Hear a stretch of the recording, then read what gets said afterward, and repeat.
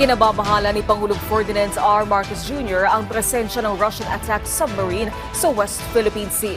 Pero paliwanag ng Philippine Navy, nakiraan lang ito pabalik sa kanilang naval base sa Vladivostok. Si Patrick De Jesus ng PTV sa Balitang Pambansa.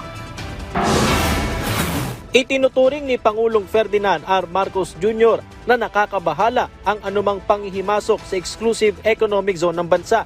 Ito'y matapos na namataan ang isang Russian attack UFA-490 submarine noong November 28 sa West Philippine Sea, 80 nautical miles mula sa kanlurang bahagi ng Cape Calavite sa Occidental Mindoro. Ipinaubaya naman na ito ng Pangulo sa militar. That's very concerning. Any intrusion into the West Philippine Sea of our EEZ or of our baselines is very worrisome. Ayon sa Armed Forces of the Philippines, kagad ineskorta ng barko ng Philippine Navy na BRP Jose Rizal ang Russian submarine.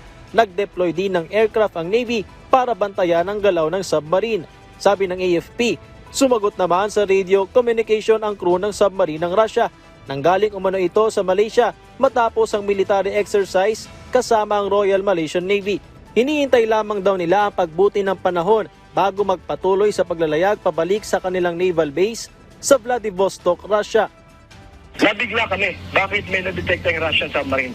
Sapagkat hindi naman pangkaraniwan na may dumadaan sa atin na submarine, ang kagandahan doon, nakapag-responde naman tayo, yung ating mga aircraft at ating mga barko.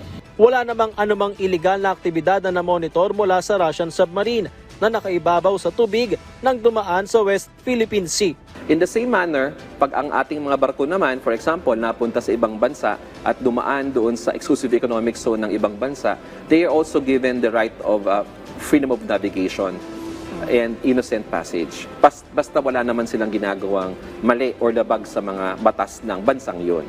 Para sa isang maritime law expert, hindi may tuturing na banta ang pagdaan ng submarine ng Russia.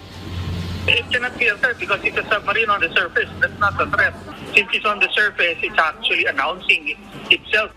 Mula sa People's Television Network, Patrick De Jesus para sa Balita Pambansa.